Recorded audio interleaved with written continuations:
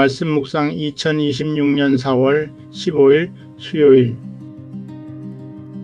복음에는 하나님의 의가 나타나서 믿음으로 믿음에 이르게 하나니 기록된 바 오직 의인은 믿음으로 말미암아 살리라 함과 같으니라. 로마서 1장 17절 말씀.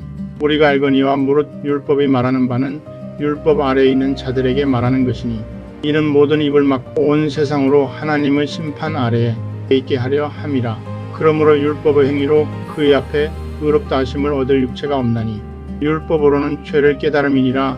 이제는 율법 외에 하나님의 한 의가 나타났으니 율법과 선지자들에게 증거를 받은 것이라. 곧 예수 그리스도를 믿음으로 말미암아 모든 믿는 자에게 미치는 하나님의 은이 차별이 없느니라. 로마서 3장 19절에서 22절 말씀. 죄인을 의롭게 하는 의의 행위는 그리스도가 행하시는 일뿐입니다. The only works of righteousness that serve to justify a sinner are the works of Christ. 우리는 결코 자신의 행위로 의롭다함을 받을 수 없고 오직 예수 그리스도의 십자가로 의롭게 하시는 은혜를 붙잡아야 합니다. 자신의 행위에 의존한다면 항상 불안한 것입니다.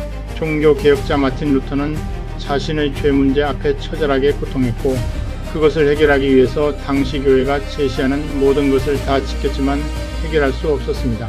로마서 1장 17절에서 바울은 복음에는 하나님의 의가 나타나서 믿음으로 믿음에 이르게 하나니 기록된 바 오직 의인은 믿음으로 말미암아 살리라 함과 같으니라 라고 말합니다. 그동안 그렇게 자신을 괴롭혔던 죄의 속박에서 벗어나 자유를 얻게 되었습니다. 우리를 의롭게 하는 것은 우리의 행위가 아니라 예수 그리스도의 복음입니다. 사람이 의롭게 되는 것은 율법의 행위로 말미암음이 아니요 오직 예수 그리스도를 믿음으로 말미암는 줄 알므로 우리도 그리스도 예수를 믿나니 이는 우리가 율법의 행위로서가 아니고 그리스도를 믿음으로써 의롭다함을 얻으려 함이라. 율법의 행위로서는 의롭다함을 얻을 육체가 없느니라. 갈라디아서 2장 16절 말씀. 너희는 그 은혜에 의하여 믿음으로 말미암아 구원을 받았으니 이것은 너희에게서 난 것이 아니요 하나님의 선물이라. 행위에서 난 것이 아니니 이는 누구든지 자랑하지 못하게 함이라. 에베소서 2장 8절에서 9절 말씀. 그가 우리를 대신하여 자신을 주심은 모든 불법에서 우리를 속량하시고 우리를 깨끗하게 하사 선한 일을 열심히 하는 자기 백성이 되게 하려 하심이라. 디도서 2장 14절 말씀. 우리를 구원하시되 우리가 행한 바 의로운 행위로 말미암지 아니하고 오직 그의 긍휼하심을 따라 중생의 시선과 성령의 새롭게 하심으로 하셨나니. 디도서 3장 5절 말씀.